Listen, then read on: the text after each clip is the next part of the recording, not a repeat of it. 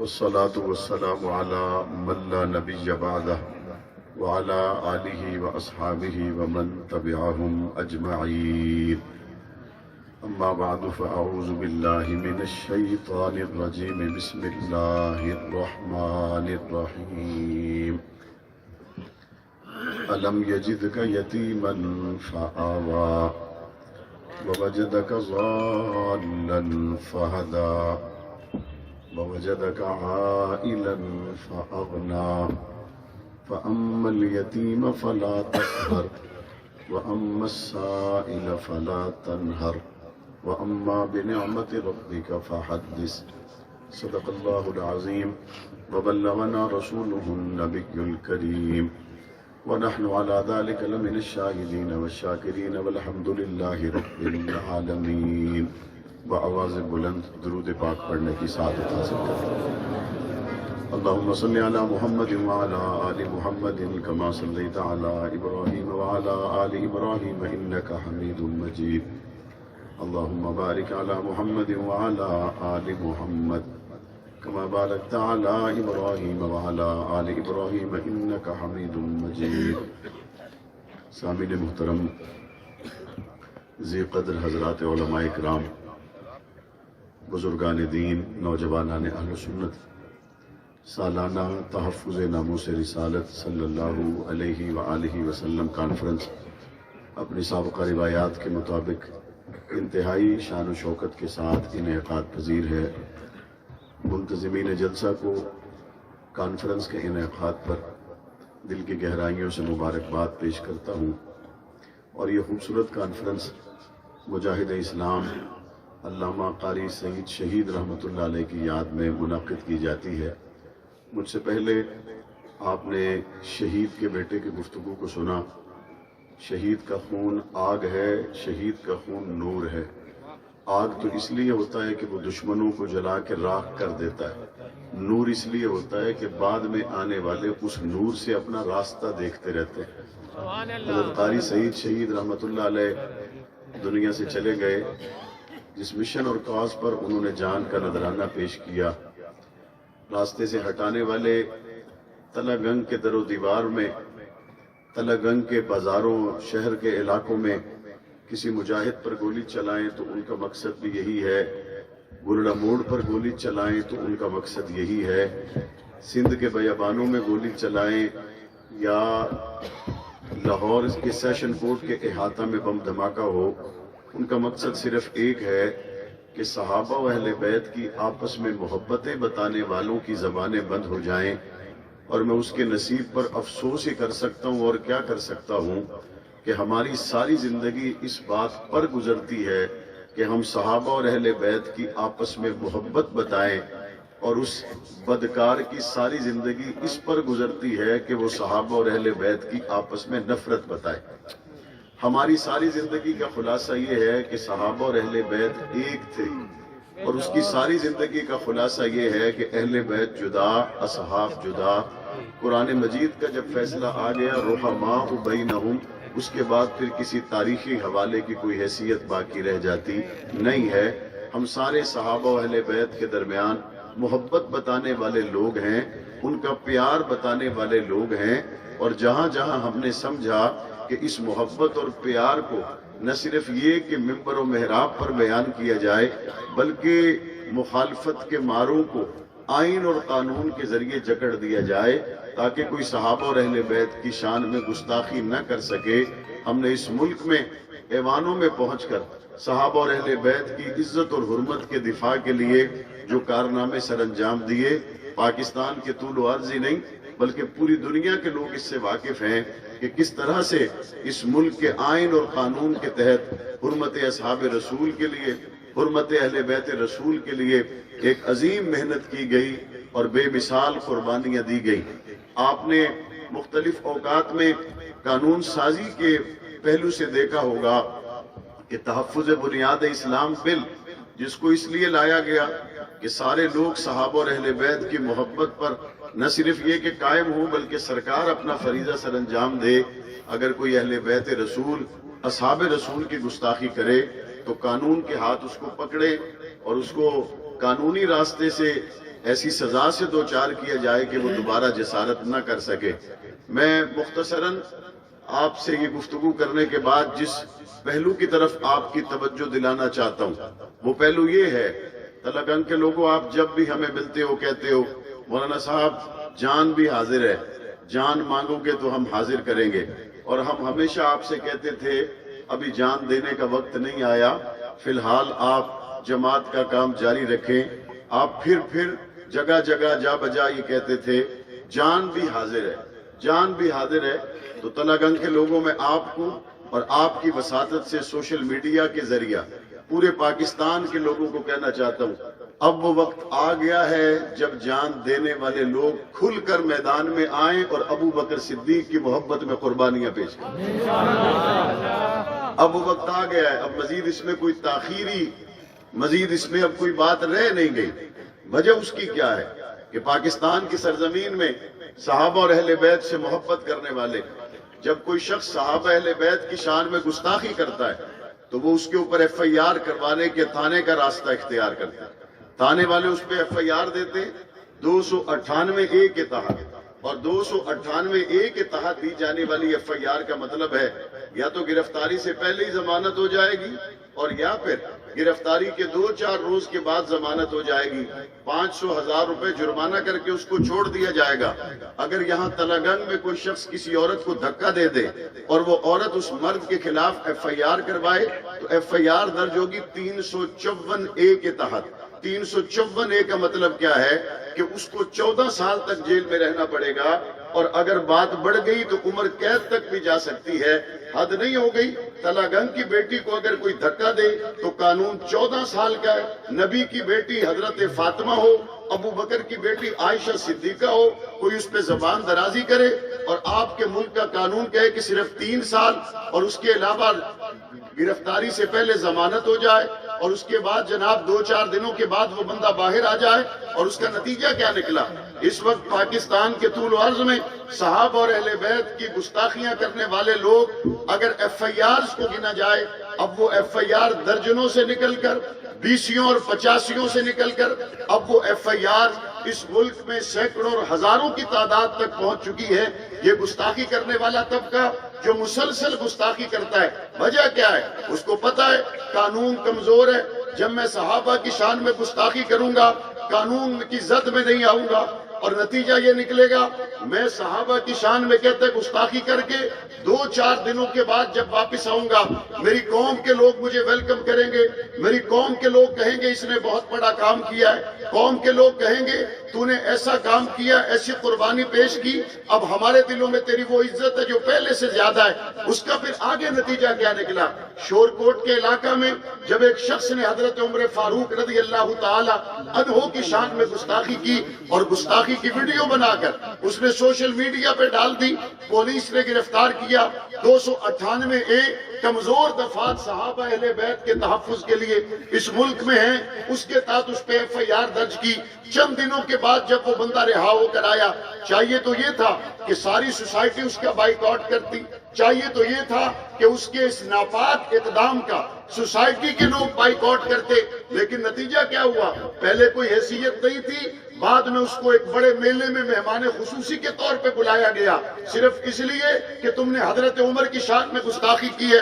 شور کوٹ کے علاقے کا ایک نوجوان جس کا تعلق بریلوی مکتبہ فکر سے ہے، وہ نوجوان کلہاڑی لے کر بھرے ہوئے میلے کے بازار میں اس شخص کو جس نے گستاخی کی اس کو کلہاڑی کے وار کر کے موٹر سائیکل سے گراتا ہے اور اس کے سر کو کلہاڑی سے جدا کر دیتا ہے، اور اس کے بعد وہ نماز پڑھنے کے لیے مسجد میں چلا جاتا ہے۔ تھوڑی دیر کے بعد پولیس آتی ہے، پولیس کہتی ہے قتل تم نے کیا ہے، وہ آگے سے کہتا ہے یہ میری کلہاڑی اور یہ تمہاری ایف آئی آر ہے، یہ میری کلہاڑی اور یہ تمہاری ایف آئی آر ہے۔ حکمرانوں اس طرف تمہیں توجہ کرنا ہوگی، کمزور دفعات کے تحت جب لوگ گرفتار ہوتے ہیں جلدی رہا ہو کر آتے، نتیجہ کیا نکلتا ہے؟ باہر پھرنے والے مسلمان یہ گوارا نہیں کرتے کہ اس نے حضرت ابو بکر کی شان میں گستاخی کی، عمر عثمان و علی کی شان میں گستاخی کی، اور اب یہ باہر دندناتا پھرے۔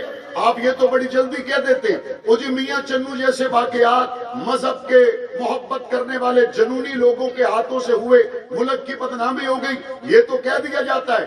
سیال کوٹ میں سری لنکا کے ایک ہندو کو قتل کیا گیا، ملک کی بدنامی ہوئی، یہ تو کہا جاتا ہے۔ فلاں فلاں جگہ پر مذہبی شدت پسندوں نے جناب کسی شخص کو قتل کر دیا، ملک کی بدنامی ہوئی۔ میں بھی کہتا ہوں ملک کی بدنامی ہوئی، لیکن مجھے یہ تو بتاؤ جس کمزور دفعات کے تحت تم ایف آئی آر درج کرتے ہو، کلمے کے نام پر بننے والے ملک پاکستان میں ابو بکر صدیق کا گستاخ اگر ایک ہفتے کے اندر اندر جیل سے باہر آ جاتا ہے تو میں سمجھتا ہوں جس طرح کسی مذہبی جنونی شخص نے باہر کسی گستاخ کو خود قتل کیا، اس کا یہ کرنا ملک کے حالات اجازت نہیں دیتے، اس کا یہ اقدام ملک کا کوئی طبقہ اس کو اچھی نظر سے نہیں دیکھتا۔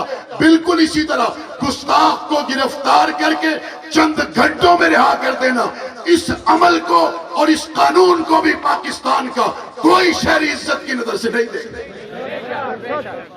ہم سمجھتے ہیں یہ عدالتیں اس کا مطلب ہے کہ موقع فراہم کرتی، یہ کمزور دفعات پولیس والے بھی بیچارے سیدھی بات کرتے، وہ کہتے مولانا صاحب کیا کرے گا، قانون یہی ہے، اس کے تحت یہ ایف آئی آر ہوگی اور کیا کرے گا۔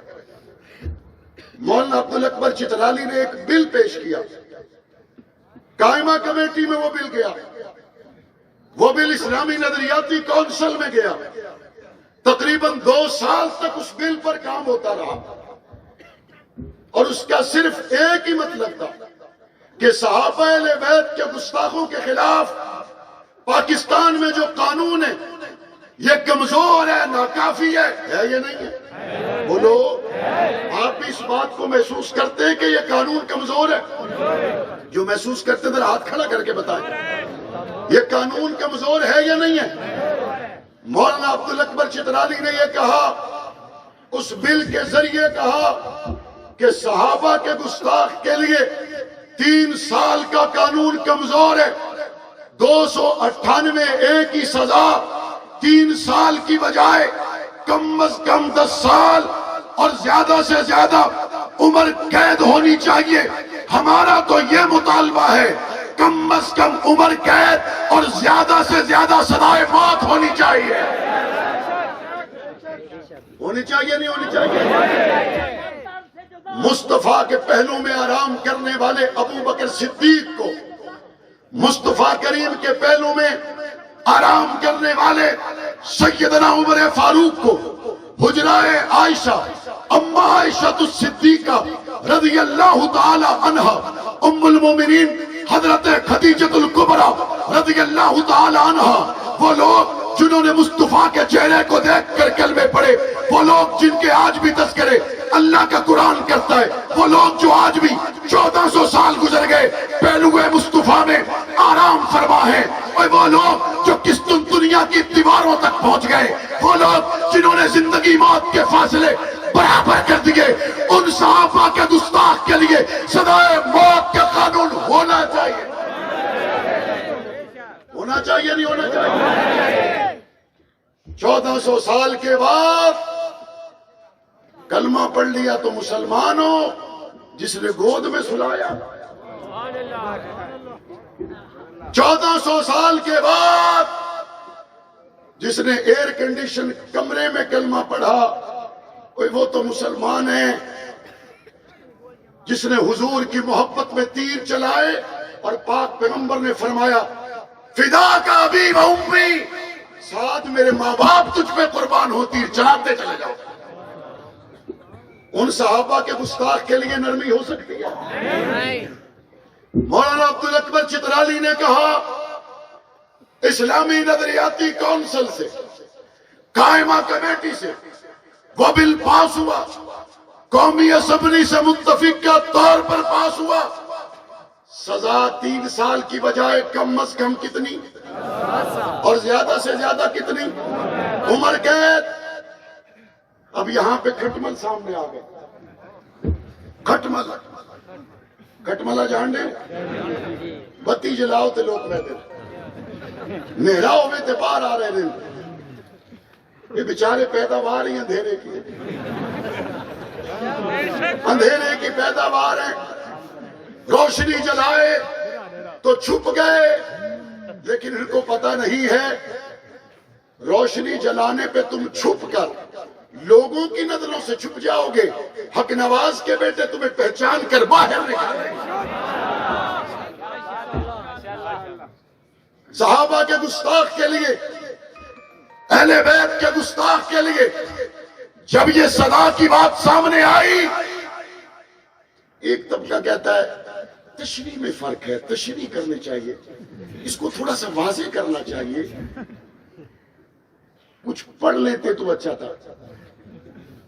وہ 4 جماعتوں پڑھیاں ہوئے اس آکھیا یا ساڑھے نال ہوئے تے آم پئی کھاوے لوکاں نال گئیے تے ہم لوکاں تو بھی گئے۔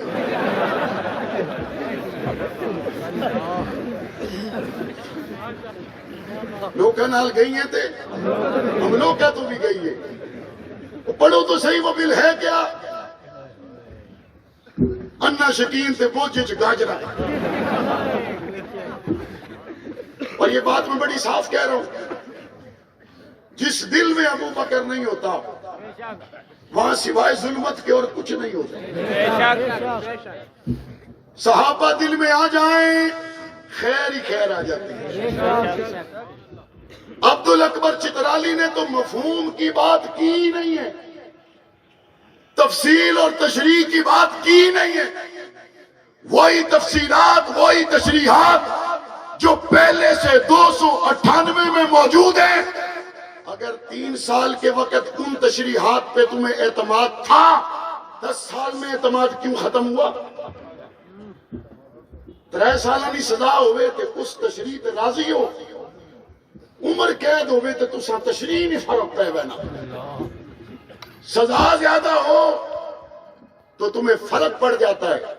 اچھا ذرا سنو، کہتے کیا ہے؟ کہتے ابو بکر کو گالی دینا ہماری عبادت ہے، کہتے عمر کو گالی دینا ہماری عبادت ہے۔ میرے قائد علامہ علی شیر حیدری نے کہا تھا صحابہ سے محبت کرنا ہماری عبادت ہے، اور اگر کوئی اس کے بدلے میں ہمیں موت کی سزا سنا دے تب بھی ہم صحابہ کی محبت سے باز نہیں آئے۔ ہم نے کہا تھا یا نہیں کہا تھا؟ اگر صحابہ کی محبت سزائے موت کی طرف لے جائے، اگر اہل بیت سے محبت کی سزا تختہ دار ہو، گنگ کے لوگوں محبت اہل بیت میں تختے پہ چڑھنے کے لیے کون کون تیار ہے؟ سارے تیار ہیں۔ میں اس کو پوچھتا ہوں، تیری عبادت ہے تیرے مطابق، تو پھر ڈرتا کیوں؟ ہماری محبت ہے قرآن و سنت کے مطابق، اہل بیت سے بھی ہے، اصحاب سے بھی ہے، تختہ دار پہ چڑھا دو تب بھی صدیق کی محبت کا نعرہ لگتا رہے گا۔ لگے گا یا نہیں لگے گا؟ وہ بندے آخر نو مولانا صاحب زبانی گلان تختہ دار تے بڑیاں بڑیاں نیا سلواراں گلیاں ہو بینیاں۔ میں نے کہا تم ہم سے واقف نہیں ہو، آؤ تمہیں میاں والی کی جیل میں لے کے چلیں۔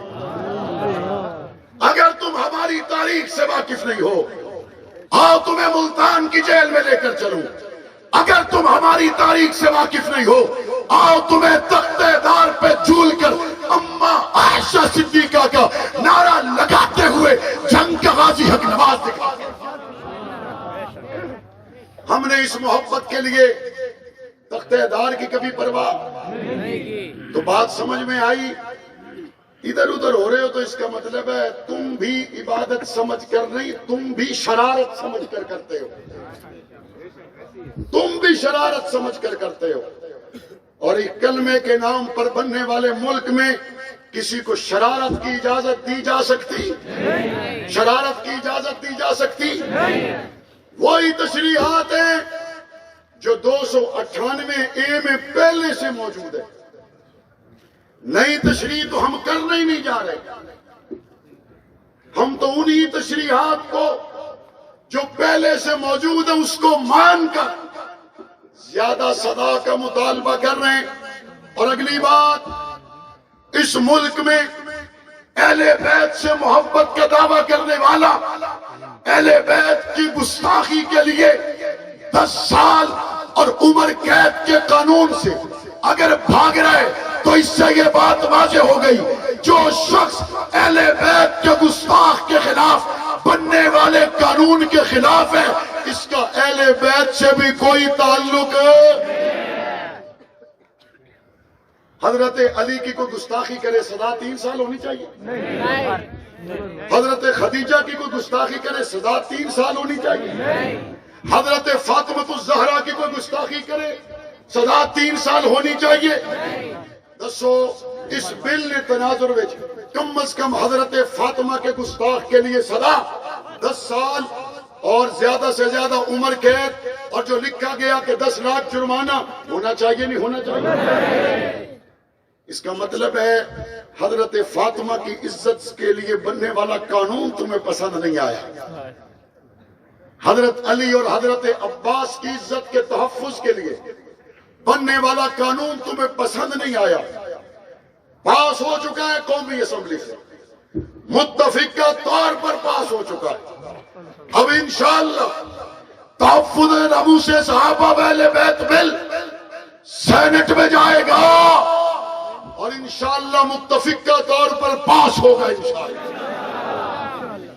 اور صدر پاکستان کے اس پہ دستخط بھی ہوں گے، قانون بھی بنے گا، نافذ العمل بھی ہوگا انشاءاللہ۔ عبدالاکبر چترالی صاحب، آپ ایک اچھے سفر پہ جا رہے ہیں، پاکستان کا ہر مسلمان آپ کے ساتھ ہے یا نہیں؟ کچھ بندے کروں میں نے سکول تے ماسٹر کو لو پوچھو پتہ لگنا ہے بچہ اسٹیشن تے لوڈو پہ کھیلنا ہے، کروں ٹھیک وینن یونیفارم پا کے وینن بستہ چاہ کے وینن تے رستے پیچھوں اگے پیچھے ہو وینن سکول نہیں وینے، اپنے دائیں بائیں دیکھیں، کچھ لوگ ہیں جنہوں نے سفر شروع کیا تھا، راہ پیچھوں مڑ کے اسٹیشن تے گئے، راہ پیچھوں مڑ کے سچے کھپے ہوئے، لاہور گل ہو رونی اور علاقے میں صحابہ کے گستاخوں کے سفارشی بنتے ہو، لاہور میں بات اور ہوتی ہے اور علاقے میں اہل بیت کے گستاخوں کے سہولتکار بنتے ہو، آن دی ریکارڈ بات اور ہوتی ہے اور آف دی ریکارڈ عائشہ صدیقہ کے گستاخوں سے چپیاں ڈالتے ہو گیا جو ہو گیا، چکوال ہو تلا گانگو قومی اور صوبے کی اسمبلی میں غلام صدیق پہنچے گے، بیدار رہو گے اور انشاءاللہ آپ کی مقامی جماعت اس پہ سوچ رہی ہے کہ اسمبلی کے اندر صحابہ اہل بیت کی ناموس کے لیے آپ کے علاقوں سے بھی آواز پہنچنی چاہیے، آپ اس کے لیے تیار ہیں؟ ذرا دونوں ہاتھ کھڑا کر کے بتائیں، جو جماعت فیصلہ کرے گی آپ کا ووٹ اسی کے لیے ہوگا، جماعت جو فیصلہ کرے گی آپ کی سپورٹ اسی کے لیے ہوگی۔ میں نے گفتگو کے شروع میں کہا، لوگ کہتے ہیں مولانا صاحب جان حاضر، بڑی ہم نے رخصتیں دی ہیں اپنے آپ کو بھی آپ کو بھی، یہاں میرے 70 سال کے بزرگ بھی بیٹھے، یہاں نوجوان بھی بیٹھے، یہاں تاجر بھی بیٹھے، وکلا بھی بیٹھے، تلاگنگ کے دانشور بیٹھے، صحابہ اہل بیت کی عزت کا قانون پاس ہو چکا ہے، سینٹ میں جائے گا، اگر اس کے راستے میں رکاوٹ ڈالی گئی جو جان دینے کو واقعی تیار ہے کھڑا ہو کے بتا دیں۔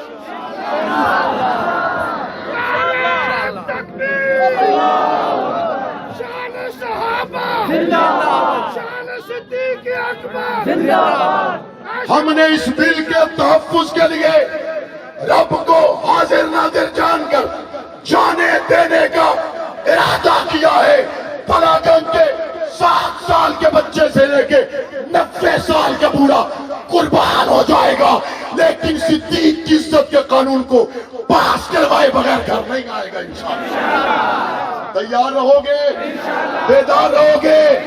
اسلام آباد قائد اہل سنت نے کال دے دی، دعاؤ گے؟ دن کو بلایا دعاؤ گے؟ رات کو بلایا دعاؤ گے؟